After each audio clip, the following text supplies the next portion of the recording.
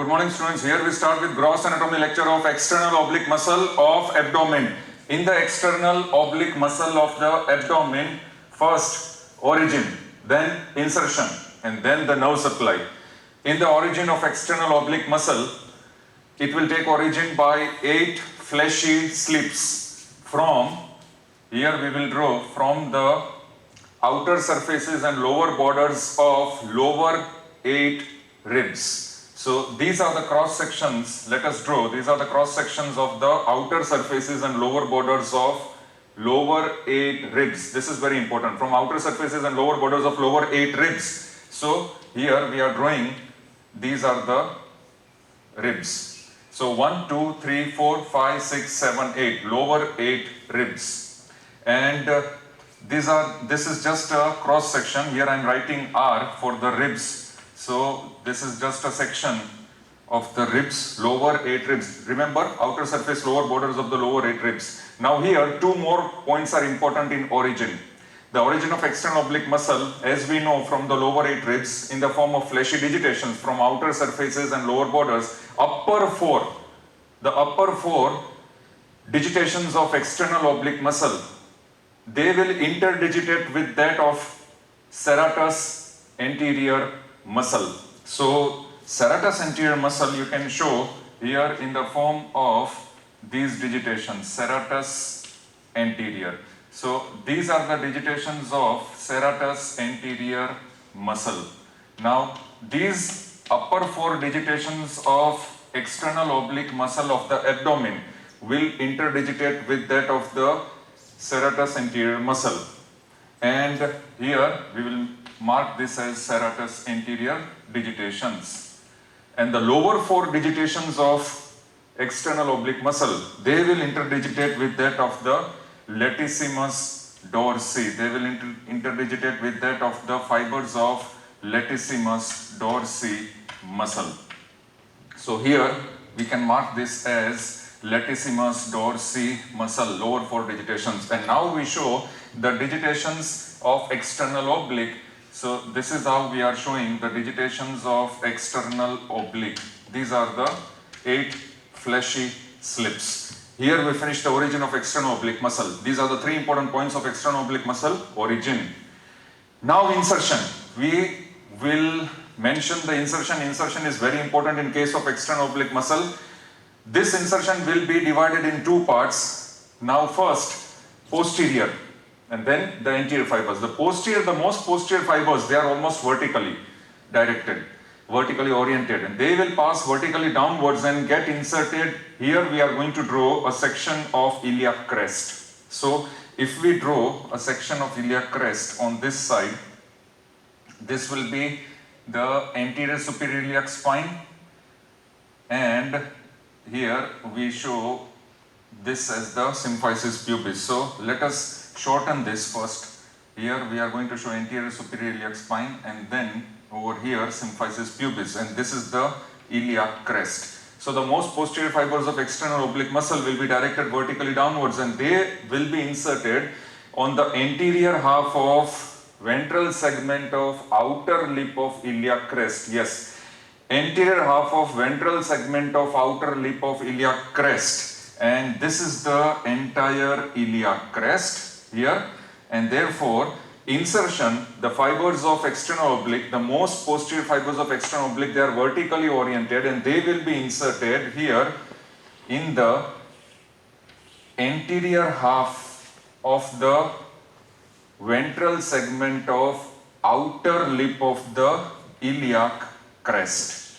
So in this way they are inserted on the ventral segment, anterior half of ventral segment of outer lip of iliac crest, the most posterior fibers of external oblique muscle. Now its posterior margin, now this is the posterior margin, now here this is the posterior margin of the posterior fibers of the external oblique muscle, where my finger is there. It will form the anterior boundary of lumbar triangle, and here these are the fibers of latissimus dorsi muscle. So these are the fibers of latissimus dorsi muscle here, which I am showing, and this latissimus dorsi, a part of its insertion is also in the iliac crest. So these are the fibers of latissimus dorsi muscle, and this is the posterior boundary. Here, this is the posterior boundary of the external oblique muscle, and this over here latissimus dorsi muscle. So therefore, this will form the lumbar triangle. So one point we have to mark is the posterior boundary of external oblique muscle will form the anterior wall of lumbar triangle here. Therefore, these are the most posterior fibers. How they are inserted? Vertically downwards in the anterior half of ventral segment of outer lip of iliac crest. One type of insertion of external oblique. Now second insertion, very important. Remaining fibers of external oblique, they are directed downwards, forwards, medially, and they will end in a broad aponeurosis. So the remaining fibers of external oblique, let us show they are directed downwards, forwards, and medially. Downwards, forwards, medially. Downwards, forwards, medially. And they will end in a broad aponeurosis. Here we are going to draw the broad aponeurosis. So the broad aponeurosis will be attached in such a way that, now remember the remaining fibers of external oblique are directed downwards, forwards, medially, and they will end in a broad aponeurosis. This broad aponeurosis will be attached to the costal margin. This is the place where costal margin will be present. Here, instead of showing the entire costal margin, we are going to show over here, let us show on this side just this xiphoid process. This is the xiphoid process. And over here, let us mark this as pubic symphysis. So these are sectional views only. So therefore, the entire broad aponeurosis will be attached above to the costal margin where my hand is there. And in the lower part, the broad aponeurosis is almost extending in such a way that it will extend from tip of ninth costal cartilage. So let us show over here with the help of green color. If I show the upper margin from the tip of the ninth costal cartilage, this is the aponeurosis. It will extend vertically downwards. This broad aponeurosis will extend vertically downwards till anterior superior iliac spine. This is the broad aponeurosis. This is how the remaining fibers of external oblique directed downwards, forwards, medially will be attached. They will be attached in a broad aponeurosis. And where is the broad aponeurosis being attached? The broad aponeurosis is attached in the costal margin, and it will be attached in a vertical line starting from ninth costal cartilage till anterior superior iliac spine. This is anterior superior iliac spine. Then what happens? This is the broad aponeurosis, which according to various diagrams, you can mention this as musculo-aponeurotic fibers. Musculo-aponeurotic fibers of attachment of external oblique muscle. They are ending in a broad aponeurosis. Now comes another important point. After getting inserted in this broad aponeurosis, the external oblique fibers along with its aponeurosis. Now this is the aponeurosis. Here we will mention this as aponeurosis of external oblique.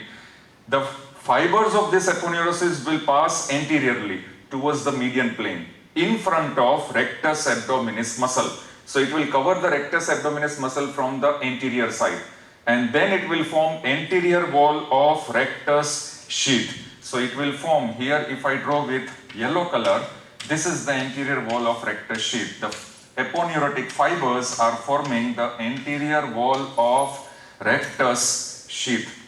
So this aponeurosis will form anterior wall of rectus sheath, which will cover rectus abdominis muscle from anterior side, and now it will be attached to median fibrous band extending from xiphoid process to pubic symphysis, which is known as linea alba. So it will be attached to this median fibrous band, which will be attached from xiphoid process to that of pubic symphysis. In this way, the aponeurosis, after covering the anterior wall of rectus sheath, after forming anterior wall of rectus sheath, will be attached to this linea alba, which is extending from xiphoid process to pubic symphysis. So here you can mention this as linea alba.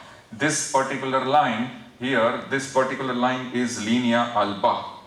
So this is how the aponeurosis is attached. Now upper and lower borders of aponeurosis.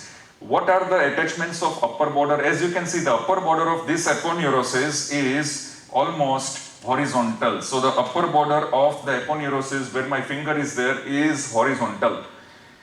Very interesting lower border. The lower border of the aponeurosis will fold backwards. It will be a thickened margin folding posteriorly backwards. So this, it will fold posteriorly backwards. Here with the help of blue color I am going to show the lower border of this external oblique aponeurosis will fold posteriorly. It is a thickened margin folding posteriorly and backwards and will form inguinal ligament. So it will form this inguinal ligament, and this inguinal ligament will extend from anterior superior iliac spine till pubic tubercle. This is the pubic tubercle and this is the anterior superior iliac spine. So if I mention this as pubic tubercle and here this as anterior superior iliac spine, and this portion, this is the inguinal ligament. So therefore the lower border of the external oblique aponeurosis will fold posteriorly. It is a thickened border and fold backwards posteriorly, very thickened border, and it will form inguinal ligament. This is very important statement. This inguinal ligament will be extending from anterior superior iliac spine to pubic tubercle, and then some fibers of inguinal ligament will extend back on pecten pubis. Here I will show this extension. It will extend back on pecten pubis as lacunar ligament. So these fibers, I can mark this as lacunar ligament. Some of these fibers will extend back as lacunar ligament on pecten pubis. And finally, where my finger is there, on pubic crest, this aponeurosis will show a triangular gap, and that triangular gap I want to show here. This triangular gap on pubic crest, this is a normal triangular gap which is present in external oblique aponeurosis on the pubic crest, above the pubic crest, and that is known as the superficial inguinal ring. So this structure will be known as superficial inguinal ring, a normal triangular gap which is present in the aponeurosis of external oblique muscle, and it is present just above the iliac crest. This is the superficial inguinal ring. So with this we finish the origin and insertion of external oblique muscle and its aponeurosis, which is very important from theory point of view. And now we come to the nerve supply. The nerve supply of external oblique muscle will be from the ventral rami of lower 6 thoracic nerves. Yes, please note down. Nerve supply of external oblique muscle will be from ventral rami of lower 6 thoracic nerves. So with this we finish the entire external oblique muscle in aponeurosis. Thank you very much.